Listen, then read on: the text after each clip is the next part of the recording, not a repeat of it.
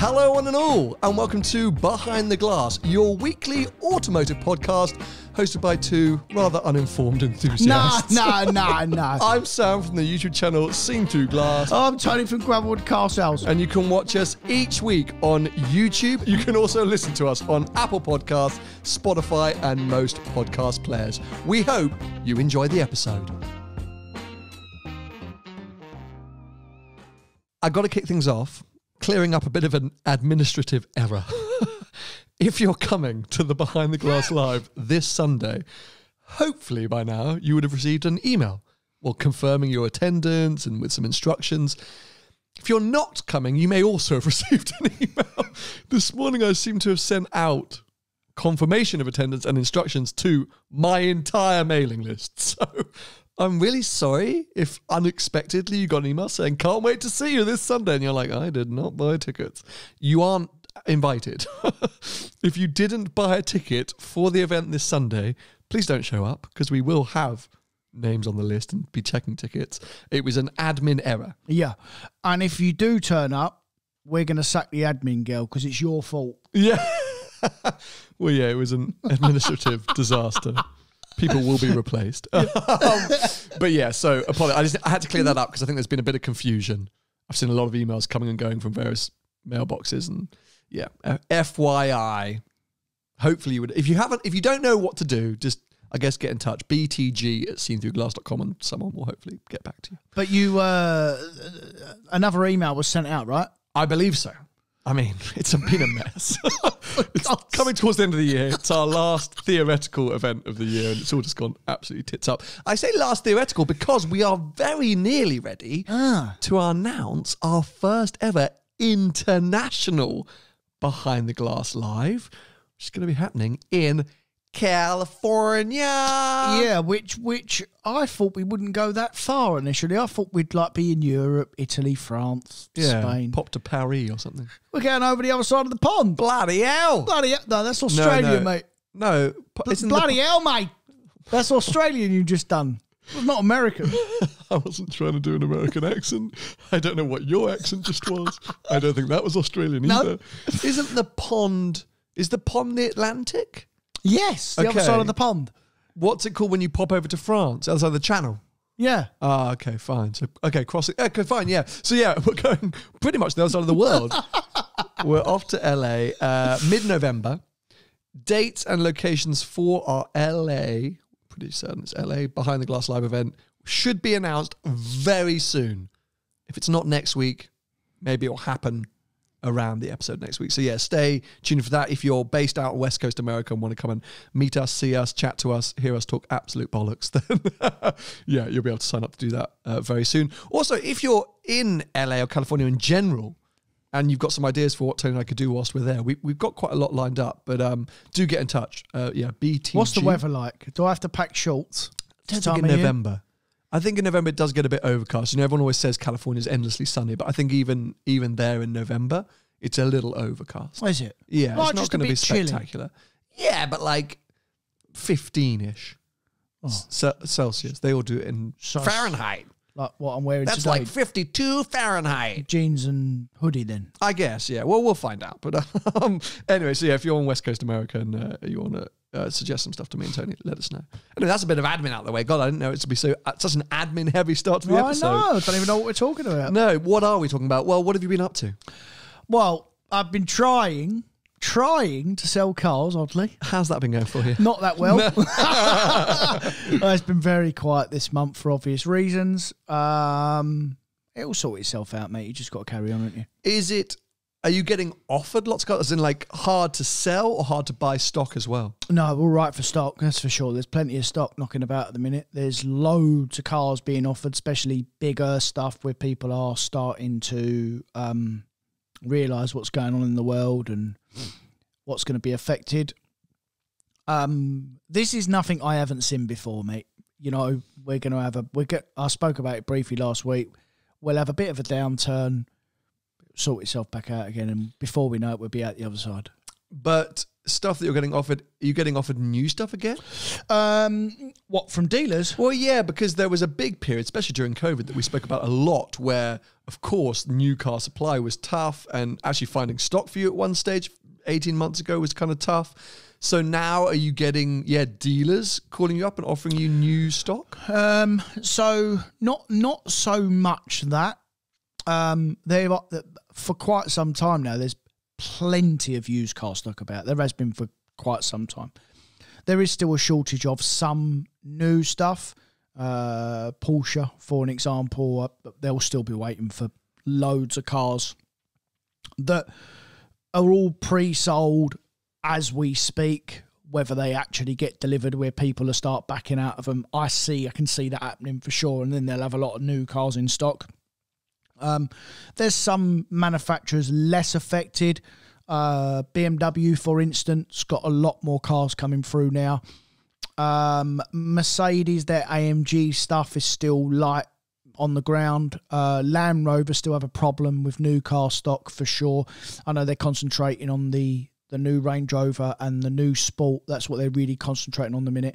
But like, I know your mum had a problem Evoque, with an Evoque. 19 months in the I think that's still the same. Discovery Sports, I think you still got a bit of a wait. Defenders, there's still a big wait for them. Yeah, I think 2 years for Defenders. Maybe someone can correct me if I'm wrong there. But and they come off a bit earlier in the year, but listen.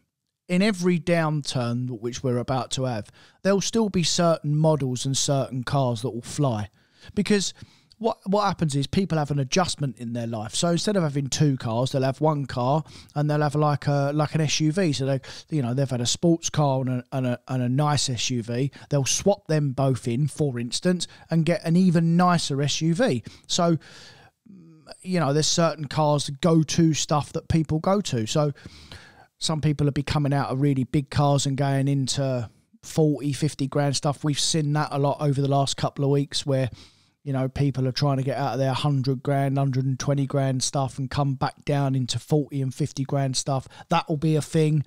Well, actually, I want to touch on that a little bit later in this episode, because we're going to look at some used performance car bargains. Oh, flipping out. This is the worst time to do it. No, we'll come back to that at the end. But you mentioned BMW seemingly, got new cars coming thick and fast. I just got invited to I think they call it a BMW Fleet Day or something. It's a media day when they get all the cars out, including the new iX1, which I'm so excited. I can't wait for them. I'm super excited about that. Well, the new X1's a lovely car. Yeah, really super nice, car, right? Yeah. So I got a day where I can just go down and just drive kind of anything. So I'm quite excited for that. I think it's mid-November or something like that. Just to go the out new 2 Series is nice. You should drive that as well. The active, the 240i, no, or just no, 2 Series in general. Touring, new 2 Series. Don't start on the active tour, I think. No, it's a nice car now, It's a mate. new season.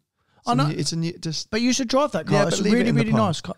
No, I'm not going in on you. I'm just saying, like, that is a car might change your mind. You might think to yourself, well, Well, if it's there, I'll have a go. You should, yeah. Have you driven the new 240i? No, haven't driven any of the new 2. How is the new 2 Series? Yeah, very good. You've had a few come through in stock recently, haven't you? Yeah, we've got a new M240i in stock now. I was using it the weekend, actually. I actually think they look kind of cool. Very good. I saw one in Esher in Surrey at the weekend. Esher. The purple one, a lady driver. Yeah. And I was like, go on. Yeah. That's pretty cool. And I don't think they look that bad in the back. As in, I think they're all right, mate. I think they look a bit droopy, don't they? Like something went a bit wrong. Yeah. I think they're cool. Yeah, me too. We saw leaked photos of what might be the new M2 that looked a bit odd, but I think, as we're learning with BMW's design department at the moment, anything that we all think looks a bit weird, give it a year, something's comes like, out right. This one's great. Yeah, the new M2 will literally be the same as the 240i, but fled. Yeah, Just have fled bigger arches, exactly. Bigger wheels and whatnot. So the one that we've got in stock's got a $5,000 carbon exterior body kit. So it looks really leery, like a big spoiler on it, carbon diffuser. It's nice, mate, and it's a really nice grown-up car to drive. Like it feels. I'll tell you what, it feels a little bit like it would feel a little bit like it. It feels like an M340i a little bit. Oh, really? Okay. But in a coupe, in a more compact car. Interesting. Yeah, it's a really great engine, that engine as well. So, I love to live with a BMW at the minute, obviously with the X3. Like, I just think okay, fine, they may no longer be the real driver's choice, and styling-wise, people are feeling a bit iffy Why'd you about say them. that? Why are they not the driver? Well, because people feel like M cars are no longer really for the drivers. Like, take the latest M3. We have both said that they opened that car up to a wider market, made it a little bit more comfortable, a little bit more usable, a little easier to get in and drive, which widened the prospective customers. Whereas if you're a diehard M car fan, you're like, oh God, these aren't real M cars. You know, they're fat, they're heavy, they're over-designed, they're not really great to drive anymore. The steering's all off. Like, I think those that loved early, E36 and E30, M3, things like that, don't recognise recent M products. I disagree, because that car can be switched to be like an E36. All right, it's never going to sound like it did before, but listen, I've always liked BMW, always, even when I was a kid. I had a few when I was younger. I've always liked BMW. And yeah, they are much nicer to drive, and probably as an everyday car can be a little bit boring, as all modern cars are now. How many times have we said that before? But you can still, that new M3, I think, yeah, in comfort mode and how it's all turned down, it is a bit dead and, you know what I mean? People say that about 911s, by the way. Well, okay, you know, keep going. Come back to that. But you can, that's the beauty of them. You can dial them up. You know, they've all got these 3 or 4 different modes, and that's the whole point of them. They're packages now, so they appeal to lots of different people, you see. So you can dial it back to be like an old BMW. The only thing is, you know, if you're really going to give it the beans, they are a little bit heavy now compared to what they used to be. The E36 was very light on its feet. But look at the power difference, for instance, you know, like nearly double the power. And I think some people are going to really hate me for this. Well, that wouldn't be a surprise, mate. I think the turbocharged BMW engine, right across the range, the 3 litres and the M car one, I think it's miles better than the old NA cars, mate. You are going to stir some pots there. The M4, the older M4, the engine, it was a bit spiky because it was like all blunt or instrument, nothing. I used to call it. Yeah, unless you was right on the edge with it. But now they've got that new car. It does both. You can get right on the edge with it, or you can drive it like an RS4 or a C63. And actually, to drive down the road, if you're comparing it to the Merc, it drives down the road much nicer than a Merc. I mean, a Merc is really bumpy now. An AMG Mercedes... Oh, that ride is rigid, isn't it? It's awful. What was the word you used once before? Crashy. Crashy. Yeah. It's a crashy ride in the Merc. Yeah. But, you know... How many times have we said this? And is this not the case for all manufacturers and all brands, that cars now are being designed, developed to be accessible to a much wider customer base and more usable on a daily basis, whether that is a supercar like a Ferrari, right down to whatever you might consider, even a Golf R or whatever. Like, if you're into modern classics or early days of M, RS, AMG, I mean... A C63 AMG from 2010? What was the blocky shape? Yeah, one? yeah. Is it the 507? Sure, there you go. I mean, yes. I can't. It's like the BMW B58, so I don't know. Compare that to a modern C63. Heck, even the most modern C63. It's completely different. Yeah. But that's just these companies redeveloping themselves. And I'm sort of with you. Like, I'm not necessarily tied enough to one type of brand or manufacturer or tuner, whatever it might be, to go, oh, it's not really what it used to be. Even our beloved Ferrari, which at times we've gone, you know, I'm not that excited about that many of the modern products. The only difference with the Ferrari is that Ferrari are slightly different, because no matter what Ferrari you get in, whether you're getting a 40-year-old one, a 30, 20, or a modern car, it's still a Ferrari. And it's still got that, at 30 mile an hour, it's still got that nice warm feeling down the back of your neck that you're in a Ferrari. Yeah, they've changed, they're turbocharged, and you know, they're loads more modern, although some of them look like they're 30 years old inside still. But the new, you know, my Roma's incredible inside. It's a lovely car. But, you know... But I think Ferrari's like Madonna. It's been through a whole load of revolutions. Plastic but surgery. stayed relevant. Yeah. Do you know what I mean? Like because I'm with you where Ferrari's Ferrari. I could probably sit here and go on a bit of a random tangent saying, modern Ferraris don't give me quite the same buzz as the old stuff. But sit me in any modern Ferrari, and I'm immediately like, like a 5-year-old again. It's 5-year-old, yeah. So it's just the fact that they are clever enough to be a few steps ahead of us, I think. Porsche is a very interesting one because, of course, the 911, every generation only incrementally changes. If you took a 992 and a 1980s 911, completely different, but also same. It's one of those weird things where I think, and actually, I just came back, and I want to talk about my road trip in a second, but I just came back from a trip which involved me spending a whole load of time around a lot of 1970s 911s, and the owners of those cars could not understand the appeal of a 992 911. Yeah. For them, they're like, oh my God, that's just like, it's nothing the same. But for someone who's coming into the Porsche and 911 life later on, where for me, 996s, 997 forwards are kind of the 911s that I associate with, they're already big and fumbly compared to those sort of 70s, 80s cars. So I think Porsche's there or thereabouts, doing the same thing as Ferrari, reinventing but staying true somewhat. So it's nothing new. BMW aren't the only people out there. No. Oh God, man, there go my car keys falling on the floor.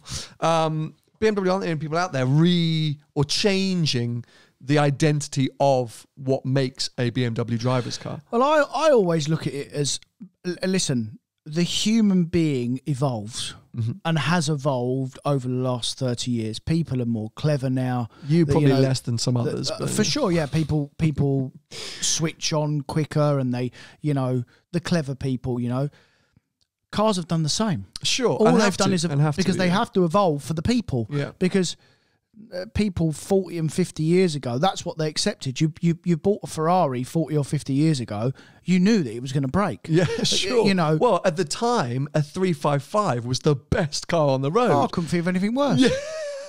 And I mentioned when I went down to DK Engineering and drove that 430 that all the reviews at the time were like, oh my God, like, is this too far? This is crazy. Now you look at 430 and you're like, what the heck? Yeah. So it's one of those things that, time moved forward and change is always tough. And if you're a passionate petrolhead about a certain brand or make, whenever there's a new iteration and they change the recipe ever so slightly, you're always going to struggle with that. Because let's face it, BMW cannot still make today an E36 M3. I think they're geniuses, mate, these manufacturers, especially like the driver's car ones. If we take BMW, Ferrari, Porsche, for instance, them three, to name but a few. They've got to make a car that still has the DNA from 30 years ago for the customers that have always bought them. They've also got to make a car now for everyone else. So that's what they do. They make a car for everyone. And this is where Porsche have stepped off a bit with that new GT3 RS, because that ain't a car for everyone. Nope. My shape one was a car for everyone. Listen, it was a bit horrible on the road, and it tram-lined, and it wasn't unbelievable on the road, and it was fundamentally focused for people that wanted to drive it on track, but you could drive it on the roads too, still. This new one is really focused on people that just want to drive it on track. So they've stepped out of their remit a little bit in terms of making a car for a real specific person, a little bit like the Senna. Sure, absolutely. They've really gone really dialed in, which is unlike a manufacturer, because normally they've got to make a car, a road car, and it's got to be for everyone because everyone is different. So when you look at it that way, it's genius, because they've got to make a car for me and you and the other 50 million people in the country, all the world, hundreds of millions of people. So a couple of weeks ago, and the video just went live at the weekend, I drove a 1976 BMW 530 MLE, one of the original BMW M cars, like one of the first projects they did, and it was essentially a homologation special in South Africa. But I would like to have a go at something like that as well. Genuinely, and I'm so many things in my head.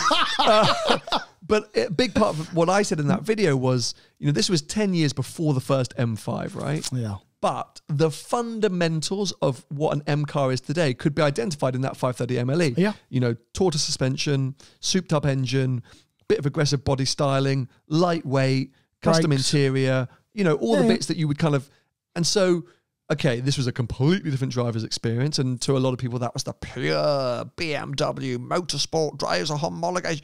But the fundamentals are the same. You just have to remember that the base, that was based off of 525, I think. The base 5 Series now is 1,000,000 miles better. Well, because they've evolved it and made him better. Of course. Yeah. And the normal 5 Series is what people are using to bum around doing chauffeur-driven drives or telecommunication sales or whatever. You know, they're family cars. Yeah. So the souped-up version can only be so much lighter, so much stiffer. It's still, you know, it's starting from a certain place. So got airbags in it and everything. Exactly. So it's a very different prospect. But yeah, to touch on what you just said. So here's something I think I've clocked on. 70s cars make people feel differently to any other era of car. Because they were crap. No. I don't mean from behind the wheel. Oh. I mean in terms of appreciation. Right. Because you just said it there. Oh, I'd like to have a go in one of those. You are a man who hates anything older than a 3-year-old car. It's a disaster for you. But Mercedes Pagoda, a BMW, random 70s BMW, a 70s 911, I'm sure you'd look at and go, oh, it looks all right. I drove a 70s 911 not so long ago with you. No, that was a 90s. No. Was that a 90s? Yeah. Well, it felt like 70s. It looked like 70s as well. But I think there's something in the fact that 70s cars are really iconic. Right. They look, or they remind people of a better era. If you're of a generation where maybe you saw those as a kid on the road, then you're immediately like, but there's something, I think, infinitely cool about, okay, let's talk about sport/performance 70s cars, because I'm sure there were some really dodgy cars from the 70s. Driving that BMW through London, I have never had a reaction like it. Every single person was looking, giving me a thumbs up. I stopped at traffic lights. People were slowing down. Van driver, like, mate, everyone. It's because you've never seen one, though. That's, you know, what... Mate, it's just a blocky 70s BMW with some decals on it. Yeah. But first, okay, BMW and an M product, immediately there's a, you know, people are, it's way more, so if I was in a Lamborghini Miura, people would be like, you know, so there's a different kind of appreciation. But still, I've driven a few 70s cars in and around places and people just go nuts for them. Yeah. It's amazing seeing. It's actually really, really cool. And I quite like, I think more than any other generation, those cars, just seem to get a big thumbs up. Yeah, fair enough. Now, big things happened at the weekend. You didn't witness it, but Max Verstappen won his second World Drivers' Championship. I did watch. I didn't wake up in the morning, but I did watch bits of it. Luckily, I didn't wake up in the morning, by the way, because it was 2 hours odd delayed. Yep. I did watch bits of it on reruns. Sure. I've really not got into F1 this year, and in general, I do like F1. I like motor racing. I like touring cars. I like cup car racing. I like all racing. They had truck racing on at the gym this morning. Oh yeah, I won't watch that. Truck racing. Not interested. I was kind of in obsessed. That. Yeah, I'm not interested in that. But I like all racing in general, if it's close. I don't want to tune in every week and watch a procession or watch the same bloke. That's why I liked F1 so much last year, and I was jumping up and down about this and that, because you knew that every single week there's 2 drivers from 2 different teams. You never knew who was going to win. You never knew what was going to happen. There was something riding on it. And this year, like lots of other years, Vettel, Hamilton dominations, You tune in every week and you just know what's going to happen. Yeah, it's been a tough year to be a fan, for sure. I mean, those of us that have watched the sport for a long time know that this is Formula One. Very common, as you mentioned. I mean, the dominance that Verstappen has had this year, I think Hamilton must have had in like 2019. Like, there's been a couple of his Mercedes years, I'm sure, if I look them up now, where he wrapped up the season with 4 races to go, percentage of victories and things like that. But Verstappen is actually much closer to a sort of Vettel era domination, a Schumacher era domination, where he's on course to probably break the record of most victories in one season. Okay, aided by the fact that they're doing more races than any other year. His winning percentage is insanely high. And you're right, he just appears to be in a different league to the other drivers, and especially since like race 5 or 6, where really it doesn't matter where he's starting or what's going on. It's a pretty surefire bet that he's going to win. He's got the car. Yeah, but mate, it's not just that. He he as a driver is in a different league at the moment because Perez has got the car, mate. Perez has got the car. That's true, but Perez isn't of the same level as some of the other drivers out there, because if he was, he'd be up with Max. Well, so that is the difference, and we saw it with Hamilton and Bottas throughout the years, and we've seen it with other drivers throughout the years. There's always a driver that is the number one driver, and he always gets all the preference as well. And in general, mate, in F1. If you haven't got the car, you're not going to win. No, of course. Latifi's not winning a race. Correct. But of course, but what you have to appreciate and applaud, just like Hamilton during his dominance, just like Schumacher, just like any of these people, as you just said, there's a number one driver and there's a number two driver. Correct. Now, a lot of the times the teams will purposefully choose a driver they think isn't going to threaten the number one driver on their day. They're there to pick up points for constructors, and if the main driver has an issue, they're there to scoop up the victory, which Perez, to be fair to him, has done in a lot of cases. But there is also the example which Vettel did to Webber, which Hamilton did to Rosberg and Bottas, which Schumacher did to Irvine and Barrichello. Alonso, not quite so much. I mean, they level points at the end of the year, so he didn't dominate Alonso. And we're seeing it now with Russell. There's a difference between having a good car and then being so in tune with that car, being so on song that you dominate your teammate. Yeah. Like, there's no part of any race weekend this year where you think Perez could beat Verstappen. The first 2 or 3 races, you're like, oh, could this be closer this year? But no. Verstappen, he's just in another league, mate. And that's not just down to the car, that's down to his ability and the fact that he's completely gelled with that car. And I completely agree. You have to have both. You have to be an unbelievable driver, because it's not to win one world championship in general. That's not a mistake. To win 2, 3, 4, 5, 6, 7, it's not just the car. And I completely understand it. You've got to drive the car, and then there's levels of. We know that. Look at Norris and Ricciardo.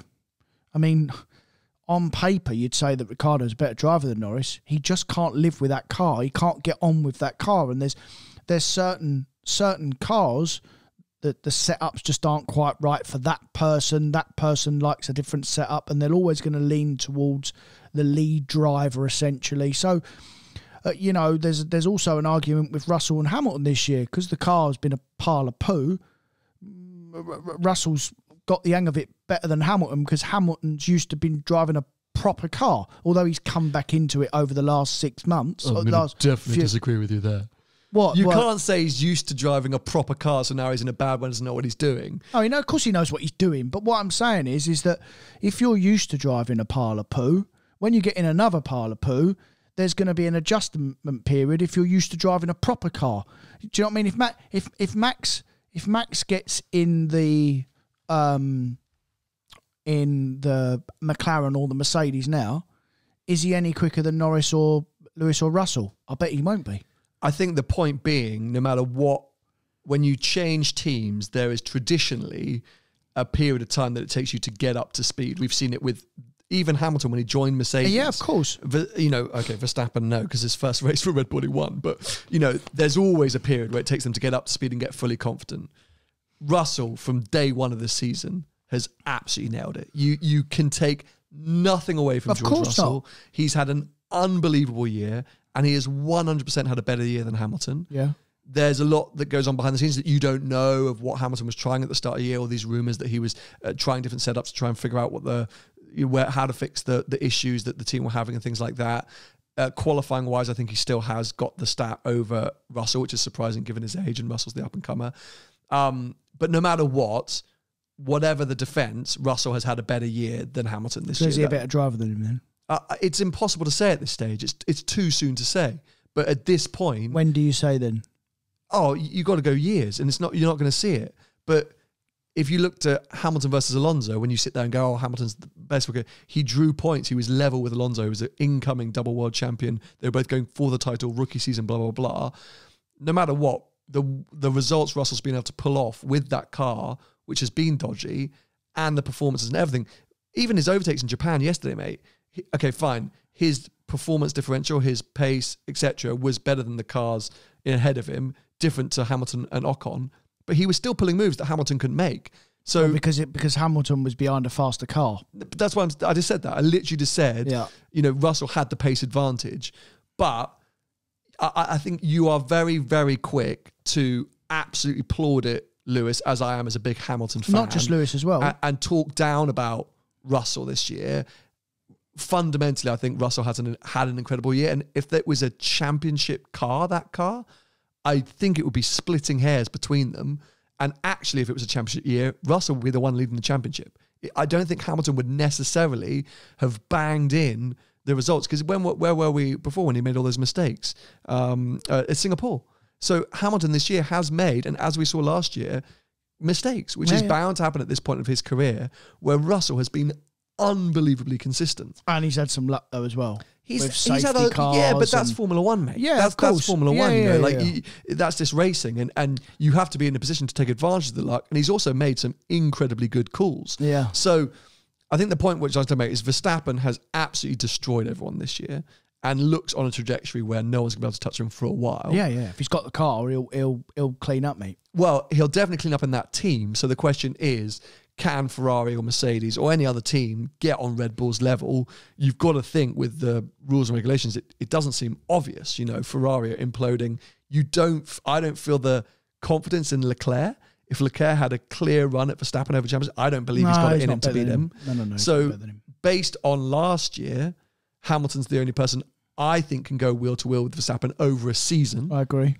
Russell's showing potential, but we haven't really seen him. Russell had that, I think it was Spain when he was racing Verstappen. Most of this year, Russell hasn't done wheel-to-wheel action with the Verstappens, with Leclerc, with Hamilton. He hasn't had that chance. He's kind of been in the middle of nowhere, really. So we haven't seen him in combat yet. Perez is not going to answer for him. Norris, I don't think McLaren are going to build the car. He's got the potential. So, it looks like maybe we're in for a few years of Verstappen dominance. And as I say, as a Formula One fan, it's nothing new, but it is depressing. And before all you Verstappen fans come after me going, oh, you didn't say it's depressing when Hamilton was winning. I did. Look at my Twitter, look at my stories. When Hamilton cleaned up at the end of the year, I was always like, well, that's super boring. Yeah. It is boring. When it's a dominant season, it doesn't matter who you're supporting. It is boring. You want it to go down to the wire. But last year, as we said on WhatsApp yesterday, was a freak year.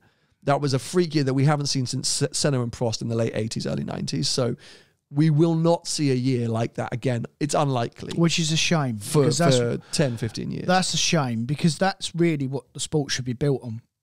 Because that's how Formula One is going to grow as a sport, by making it more competitive. Because it's, in terms of racing, I said this yesterday, it is the pinnacle of F1 is the pinnacle of motorsport. It is in terms of the fastest car and the slowest car, it's also the biggest gap in terms of, Verstappen raced 20 odd laps the other day in the rain. He finished 25 seconds ahead. I mean, that doesn't happen. Ahead of his teammate. Ahead of his teammate. Ahead of his teammate. That does not happen in any other championship period across. No, but that's Verstappen, mate. He was in another 25 seconds ahead of his teammate. Correct. But if there was if Lewis had the same car, he'd be with him. But this would Leclerc, if he'd have had the same car, he's probably got a mistake in him, but he's still properly good, mate. He's still Leclerc? Yeah, of course. If he had the same car, the same machinery, he wouldn't be 25 seconds back, would he? Well, it might be a couple of seconds back. I think yesterday he was. I think if you look at it, over qualifying, there was less than a tenth between them.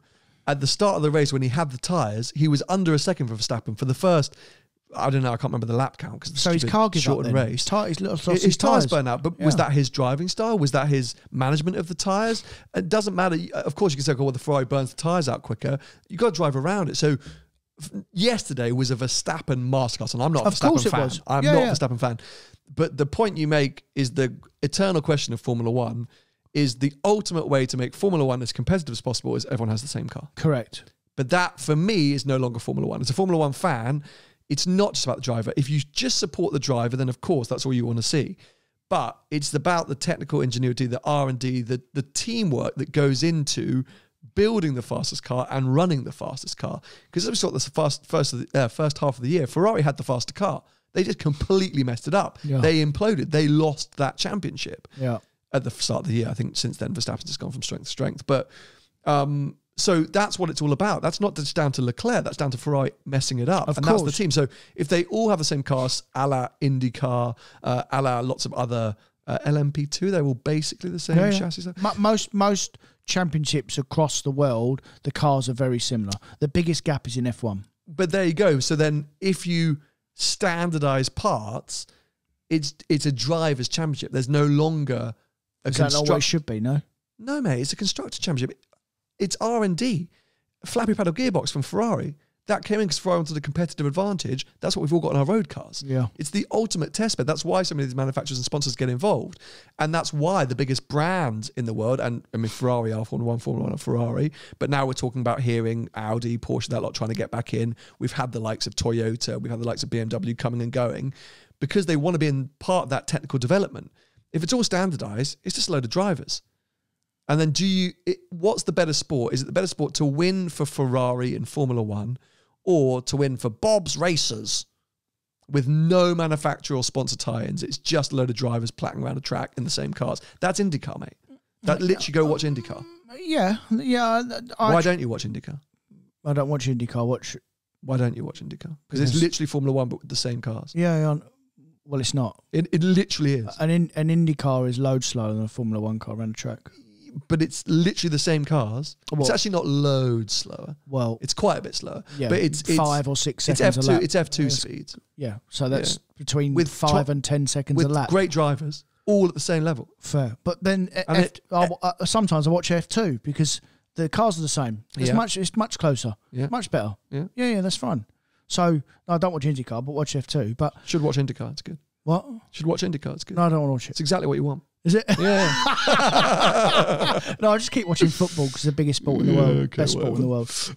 Well, look, congratulations to Max Verstappen. I'm not a fan still. I like him. I like of course him, you do. Listen to him. Pied Piper always follows the winning driver. No. I like him because he's fucking unbelievable. Yeah, see, that's the thing. You're just a bit of a glory supporter. I'm still not a fan. But bravo, you cannot knock his ability and his talent this year. It's unbelievable. That's why I like him. I know, but that's made he's a glory supporter. Stick to you were a Hamilton fan last year. You hated Verstappen. I still am. You hated I didn't Verstappen hate Verstappen. Yeah, you did. I did not hate Changed Verstappen. Your tune so you quickly. hated Verstappen. I didn't. I still think him and Lewis are the best two drivers on the grid. In fact, arguably some of the two best drivers to ever drive an F1 car. I think they're exceptional. So that's why I like them. I don't really care who wins. I just want to see close racing, and we're not going to see that, unfortunately, so I'm not interested. All right. If you want to hear more F1 chat, Paul and I are working super hard on After the Checkered Flag. I know it's gone quiet. That's because this year, I just think, was a bit of a dead year. We got to the end of the races and we're like, well, I don't know what lot to talk about. And that's not just because we're not Verstappen fans, but we've got some huge plans for it, some really exciting plans, which I think you'll all love. So stay tuned, more F1 chat to come. As you can tell, Tony and I aren't destined to talk about F1 because we hate talking about F1 together. Yeah, we're not interested. No. I love F1. Sam's a super fan and I'm not. All your opinions on F1. So I can't do it. Anyway, I just came back from a really exciting road trip. Yeah. Super cool. So took the 360 down to Maranello, took it home, back to the factory 20 years after it was made. Did they let you in? Or? A bit of a funny one on this one. So it's not the first time I've gone to Maranello with that car. I just say it in the video. The actual reason I was going down there was for the launch of the 296 GTS. So the Spider 296, that's why I was going. Proper car. But I thought, it would be a perfect way to see out this big 20th birthday year with the Ferrari. I ticked over 50,000 miles. And I thought it'd be really nice to kind of, as I say, finish all these adventures by taking it back to the factory. Not the first time. But Ferrari are very funny with taking pictures or doing anything video-wise in and around the factory. I've been around their dealers and everything. Well, they just don't in like general, it. they just don't like it. They're protecting the brand. So, factory tours, no, not allowed to be filmed. Going into the atelier, no, not allowed to be filmed. Like any of that, because it's theoretically reserved for customers, which I kind of get. And special, it's supposed to be special. Special. Yeah. So if you can just watch it on YouTube, it's no longer special, which, I understand. That's totally fine. But I've owned this car for 5 years now. I've been doing all this content. And I was like, I just want a photo in front of the factory gates. That's all I want. Just to have it as a bit of like a thing, what a cool moment. Get the car under the iconic factory gate. This is going to be difficult, it's very difficult. I was like, well, it's not that difficult. I just park the car up. Park the car in, take a photo. Yes, but it's very busy, very busy. I was like, no, but come on, please. So we had all these plans, but I'm going to be driving down to Maranello, 296 GTS. And it's like a weird route. First time I've ever done this at press launch. You started in Maranello, picked up the 296 GTS, drove to Forte de Marmi. I think. Oh, you drove it? Yeah, which is near Pisa. And then you're supposed to then just fly out of Pisa. But I was like, well, I'm driving to Maranello, so I needed a lift back to Maranello. So I was like, why don't we do the lift back and I'll get the photo at the end of the factory. This is a Monday. It's very busy on the Monday. No, but okay, well, I'm coming on the Sunday. I'll arrive into Maranello on the Sunday. What? Is that closed? I said, perfect. Yeah, brilliant. Perfect. I'll pose up and do some. I will let you know. It's very difficult. So I do this whole drive down. I'm going back to factory. I'm going back to Maranello. I get there, call up my contact. No, not today. No possible take photo. Sorry. So I'm like, screw it. And I just roll into the factory gates, park the car. I'll take the photo. Immediately security. No. Really? Yeah. Went on there. So I'm like, okay, well, this is a bit of a fail. So I think, well, I'm just going to have to make the video and just end it kind of, romantically with this kind of, I've gone back to the factory. And then the next morning, we had to leave at 7:45 in the cars. And I get an email at 11 p.m. at night. Sam, meet me downstairs 7 a.m. We take photo. I check, sunrise, 7:30. I'm like, oh my God. So we drive to the factory in the pitch black, rock up at the factory gates, park the car. You have 1 minute. And I was like, what? He goes, take photo now. I was like, oh my God.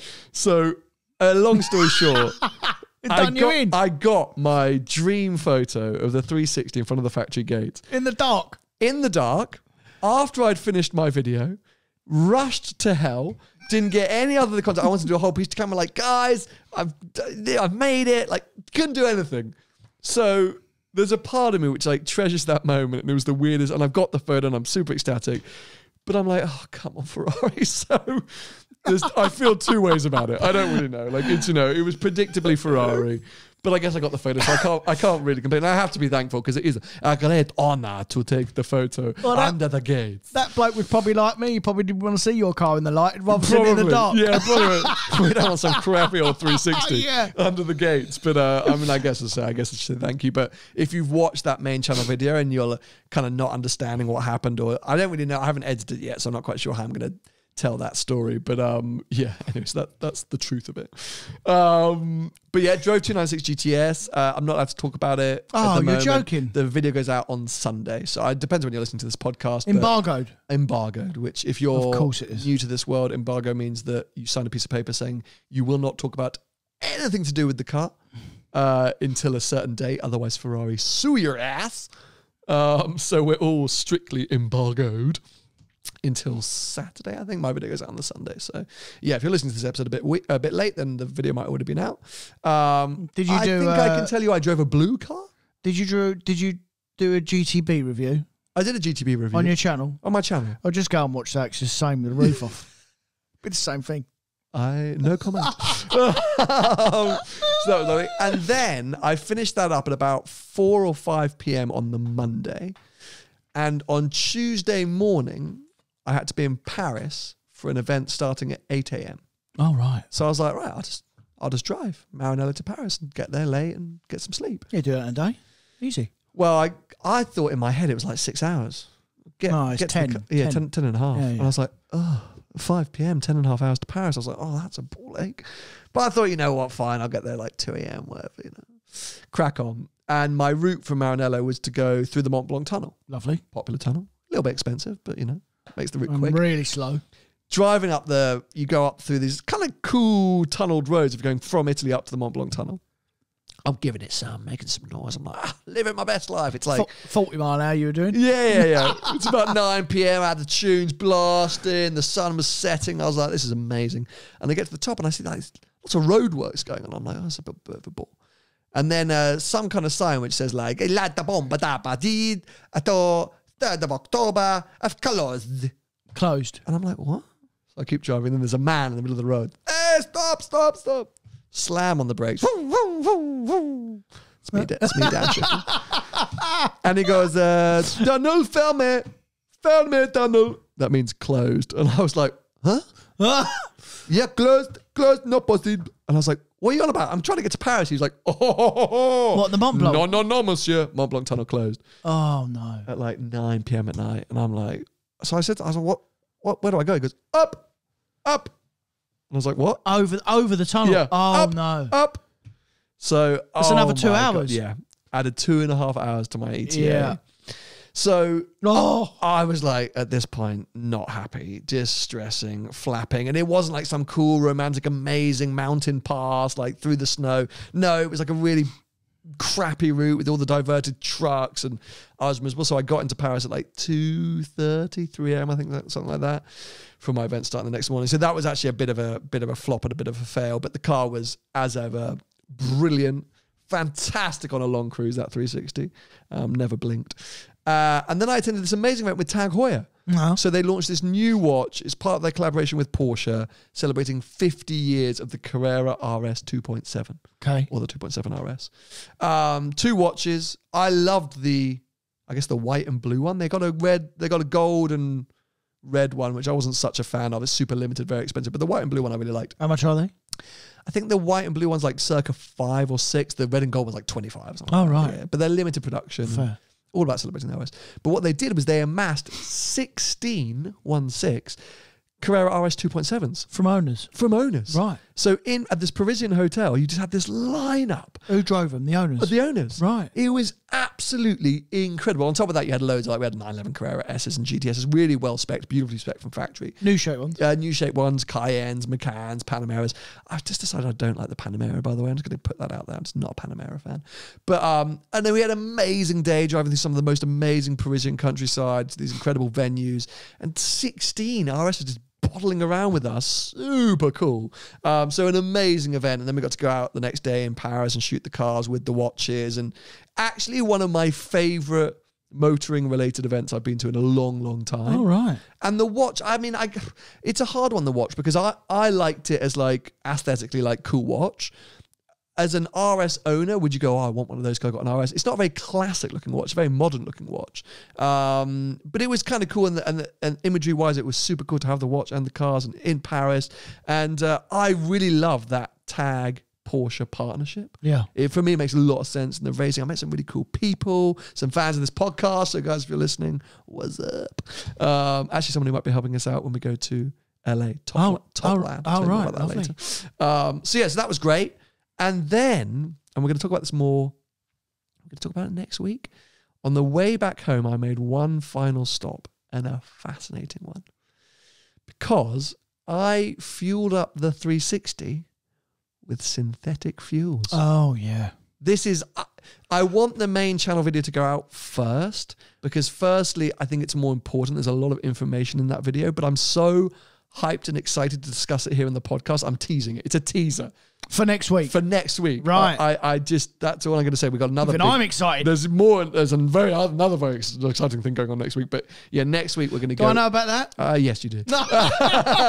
We're going to go in deep to, synthetic fuel. I actually fueled up the 360 with synthetic fuel. The question is, did I make it back? Dun, dun, dun. Well, you did make it. You're in. I'm here. But where's the car? That's a bit like, where's Wally? Yeah. There he is. But yeah, so super exciting. You know, if you've listened to this podcast for a while, Tony and I have talked about synthetic fuels for a long time. Our saviour. Well, yeah, that's the way we feel. And this is a company doing some super exciting stuff in the space. And so yeah, stay tuned. Next week, big chat on synthetic fuel. Anyway, I teased it right at the start. I wanted to touch on something which actually, you know what? I think we're going to make a bit of a regular feature, mate. I want to bring in some features to season 6. All right. But it is kind of like, I guess, what would you call them? I want a cool nickname. Guys, I'm going to challenge you with this. Patrons and non-patrons. Bargain buys, or like, basically, what are the cool, you just mentioned a lot of people getting out of their big cars, going to slightly more affordable things. If we're going through this horrible financial crisis, in inverted commas, what are some semi-affordable / affordable performance cars? I don't think it's a financial crisis. I think it's a cost of living crisis. Okay. Controversial. Yeah. So yeah, let's do it. Let's get like a theme tune. Let's do like this week's bargain buy. Ben, can you do it, please? Yeah. Can you do the But song? I want some suggestions for what that segment should be. Like Rate My Ride, but it should be, maybe it's bargain buys. Maybe I just nailed it. Anyway, thankfully, our beloved Autocar, who helps so much with this podcast without knowing it, have been right on our brains this week because they've released an article, 31 used performance car bargains. Right. So I thought we'd just dive straight in. So you're going to read them in and I'm going to tell you whether they're talking complete toilet or not. Exactly. Right. Which, knowing you, will be all of them. They're going to kickstart. Now, remember the £1,000, right? £1,000. £1,000? Yeah, that's what's important here. Yeah. MGTF. It's like the little MG MX-5 I know thing. exactly what it is, yeah. Flipping hell. Don't stress too much about the possibility of a failed head gasket. Many cars have now been fixed. That's a lie. Because that's the first thing that comes to my head. Head gasket. They're saying a 65,000 mile 2004 car, £2,000, something like that. The only good thing is that if you do buy something like that, just do the head gasket straight away because it won't be that much. It's not like Just a get it huge sorted. job. And then you know that you got, well, I don't know, because they overeat as well, which obviously causes the head gasket. And basically, they have many problems. Yeah, I'm not so for that one. No. I also, because like, I'm a bit like, I don't think it's going to give you much. I don't think you're going to get in that and go, ooh, YMG. An MX-5. Yeah, exactly. So I'd skip that. But I would jump on their next suggestion. RX-8. Mazda RX-8. Oh, you're gonna absolutely clueless. I know you're not going to tell. Oh my God. But I'm sorry. When I was growing up, and still, it's one. I think it's a super cool looking car. Good. It's Have you driven one? No. Oh my God. But do I really need to? Like, don't they rev super high and stuff? Well, they're very, very peculiar. I mean, It's got the rotary engine. That's why. essentially, it is genius. Yeah. But it's really not genius because, I mean, I'm not really that technical, but a rotary engine means the engine does that. Yeah. So it goes from Like a washing machine. small engine, like a 1.3, but really it puts out the power of a 2.6. And because the pistons do that, they go round and round as For those of opposed you to up and listening, down. Tony's doing some interesting movements with like his a arm. cartwheel. Yeah. With his arm. Now, the problem with them is that they overfuel all the while. And you turn them off and you turn them back on, they won't go. They won't. Yeah. So if they're overfueled or underfueled, they then burn the pistons, which is a disaster. So from being something genius to use every day, it's not genius. No. I mean, it's a terrible car. That's like a real rich man thing of, I'm going to buy an £1,800 car just for the weekend and just until it dies. Well, you'll buy it one weekend, it will die the next. That's what I mean. I don't think, actually, if we're looking at cars to get into now to get us through this tough time, that might just end up costing you more than whatever you're in right now. There might actually be an engineering company, because I do know people that did used to specialise in them, and there might be an engineering company that's sorted it out now, but I doubt it. They were really bad on fuel. Yeah. And they were really high on road tax. Okay, so they look cool, and the idea of them is cool. Might be a bit of a disaster. No. Moving on, though. Next up, forever favourite of mine, Audi TT. Great Look car. at this. So, all the cars saying you can find them. Well, they're saying you can find here's a 225 horsepower, 2004 TT, 82,000 miles, £2,200. That's a good little car. That sounds right, isn't it? That's not a TTS, though. No, TTS is a bit more. Yeah. But that's a great car. I mean, I love the TT. And I like that shape, that nice round shape. The really early shape. Yeah, it's a the really Mark 1. pretty shape. Very, yeah. They're super cool cars. They feel sporty when you get them. I obviously own that TTS, which is the generation after that, the Mark II. But they are cool, and they had a bit of a hairdresser vibe for a while, but I think that's kind of gone now. And yeah, it's gone now, yeah. They're great little cars. Mini Cooper S, sure, but I'm not sure you're going to get the kicks you might want. The supercharged one or the turbocharged one? It's a 2008, $3,500. Oh, it's right on the cusp. But might be the last of this that's got Peugeot engine. It's a hot hatch, isn't it? It's a hot hatch. Like, just not that hot. Semi-hot. Yeah. But do you know what I mean? Like, if you're looking for, I don't think of that as, I know hot hatches are great performance cars, but I'm going to just move past it because I don't want to include hot hatches in this. That's a whole nother segment. Bargain hot hatches. Oh no, do you know what? I think the turbo, I got that wrong with the Mini. I think the turbocharged engine was the Peugeot engine. Oh, it's one or the other. Okay. One of them was no good. I'm discounting the Mini. I'm just going to discount it. They're good now. Sure. Toyota MR2. So same as my 360, basically. I gave you that one for free. No, yeah. You know what's coming. Yeah. I mean, it won't break. So they're saying here the Mark 1 is now collectible. Cheap cars tend to be rusty. Mark 2 isn't much better, so you're likely to fare better if you get a Mark 3. Watch out for engine failure on cars built up to 2002. The pre-cat could break up and find its way into the cylinders. Yeah, practicality is rubbish. I remember that cat issue that they used to have. I wonder if it's going to be on the list. Whenever I think of cars like this, I always think of that. What was the Vauxhall one? Remember the Vauxhall little... The Viva. Not the Viva. Vectra? No. No.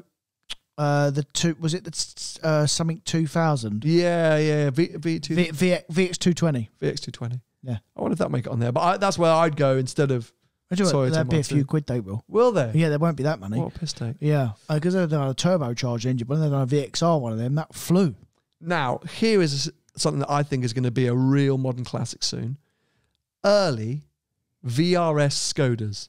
So they're suggesting Fabia VRS, a 2005, 71,000 miles, diesel? Just under $5,000. Yeah, 1.9 diesel. Yeah. But I think there's going to be a bit of a cult following for early VRS Skodas soon. Yeah. You start to see a few of them knocking around. It's got a bit of a vibe to it, like a bit like an early AMG, because this was Skoda coming back strong, wasn't it? No, you know what that car reminds me of? It reminds me of that, and these are super rare, these cars. Little Lupo GTIs. Oh, Lupo GTIs are vibe, man. So that's what that reminds me of. One of them. Something like that. Yeah, I think a Skoda VRS is cool. It's going to be a bit quirky. It's going to be a bit out there. Those that know will give you the nod. It's got a bit of stance. It's not over the top. And it'll puff a load of black smoke out the back. Exactly. Excellent fuel economy. Seat Ibiza. I mean, again, we're back into hot hatch territory, which I get it. If we're talking about affordable performance cars, we've got to consider hot hatches, but I want to discount them. I don't know why. Hot hatches? List. Yeah, I think it's another list that we can come back to. It's people's go-to cars, mate, in general. I know. In hard times. Get the hot hatches out. Yeah. You know what? In France, good on France, they got a lot of old classic hot hatches. I saw them generally being used, like old Peugeot. Because they can't afford new cars in France. Well, they're all collectible now, but you know what they can afford? Maybachs. If you want to see a funny video, go watch one of Shmee's videos. I can't remember what he titled it, but we went spotting in the 360 around Paris. Every other car's a Maybach. Really? It's a joke. I said to him, there must be some kind of tax incentive or something. It's ridiculous. But that's only in Paris, though. Yeah, in Paris. Mean, you go anywhere else in France, that's not... Yeah.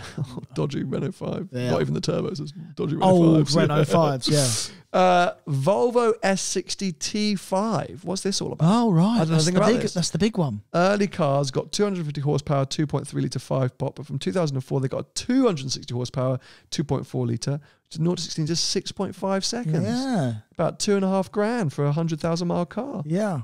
I mean, yeah. I mean, it won't break. It's a bit of a cruiser. I think a bit dull.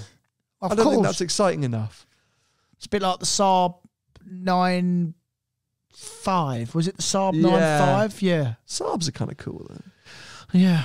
Not that cool. They've gone bust. Good point. Here's one that is cool. Ford Mondeo ST220. Yeah. Remember them? They were super cool. So there's one listed here. 2006 car, 80,000 miles, $4,000, 224 horsepower. But it's got, for me, that kind of old school Ford vibe. You know, this era with the Focus must have been a similar kind of... No, it's a bit later than that. Was it an 04? It's 06, this one. Yeah, similar. Similar era. But for me, this kind of era of hot Ford is a vibe. Yeah, it's got that classic look.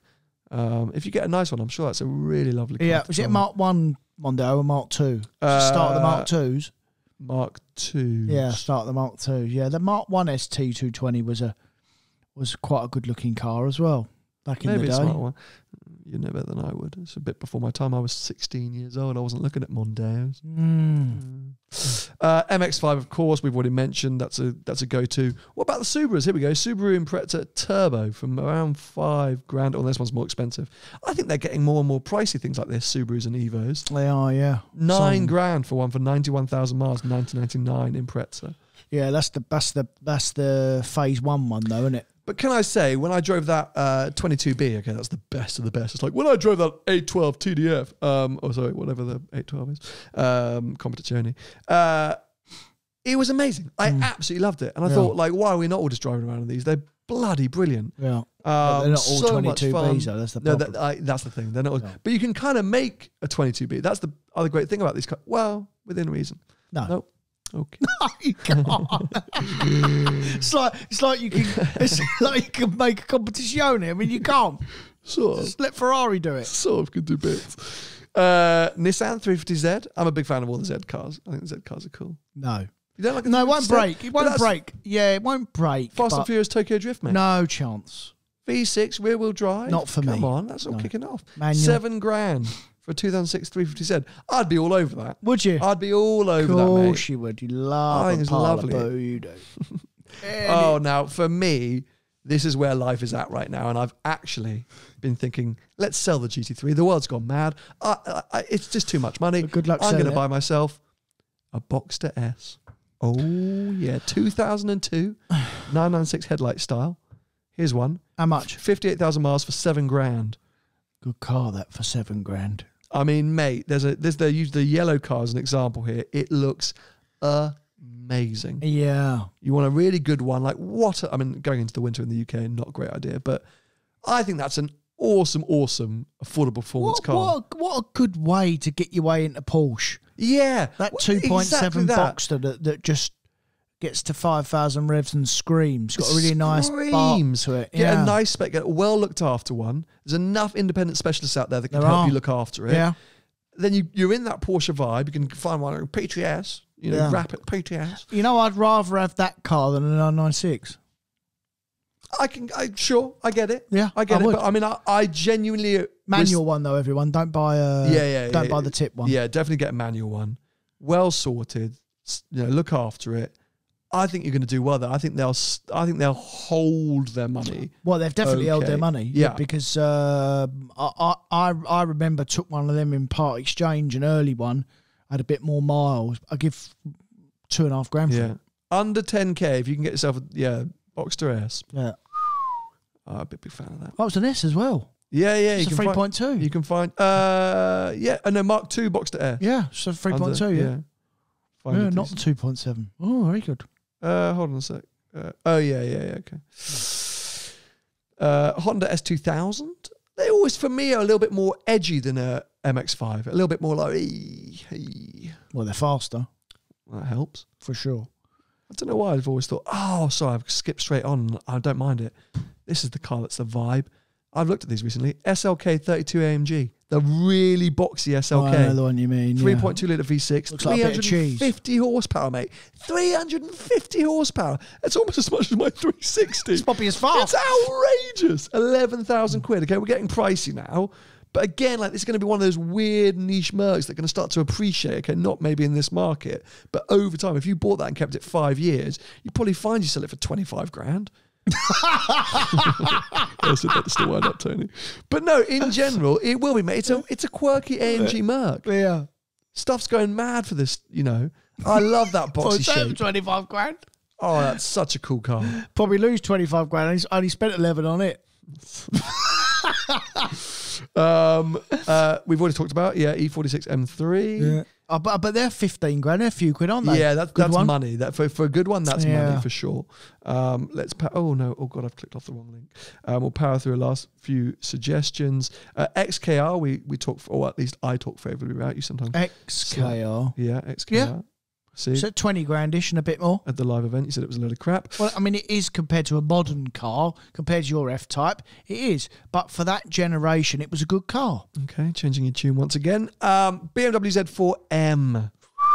Here we go. Z3M. That's a crash. No, Z4M. Z4M. Here we go. The Z3M Coupe and Roadster are now getting very collectible. And while the Z4Ms aren't available for giveaway prices, they're unlikely to ever be this cheap again. For your money, you'll get 343 horsepower, 3.2 litre straight six, made to a 6-speed gearbox. $20,000? 17 grand for a 45,000 mile car. I think that's quite a lot of money, me, for one of them. You're not wrong, actually. That is a lot of money. Yeah, that's a lot of money. I don't think that's going to be a 30 or 40 grand car anytime soon. That. the last one, which I don't really want to reveal because I feel like I'm giving away my own. People kind of went in on us/me at the live event for being rude about that guy's. Was it his Exige or his Elise, his orange one? We were nonplussed about it because it was just a bit like, you know, there just wasn't a lot to say. It wasn't that we were being negative. I don't think you probably were, but Elise S1, as in like no idea. Gen 1 Elise, mate. Not interested. Really? No way. Why not? Well, because I went in on that bloke's one the other week. I can't now say it's good. No, but that was a more modern one. I think. No, I these are collectibles now. You know, I they're don't flying care. up, mate. I am not a fan of Lotus in general. Ultimate driver's car. No, it's not. For the drivers. No, it's not. Perfect weight and handling. And no, it's not. Not interested. I really like it. I think it's all wrap things up. The last one they're putting on is a Maserati Gran Turismo, but I think we all know that would be actually a lot of fun, but also a disaster. Yes, disaster. Yeah. Anyway, we're hoping to make that more of a feature. I just wanted to tap on it today. But yeah, let us know on those names. Bargains buy, bargain buy, bargain buys. I don't think one of them was a bargain, by the way. Apart Some from of the them were. Boxster. No, the Boxster. Out of all of them cars, if I had to go, if someone had to put a gun to my head and said, you've got to buy one of them today, I'd go and buy the Boxster. Okay, well, there we go. So we know we've got to do some work because Tony didn't agree with anyone on the list.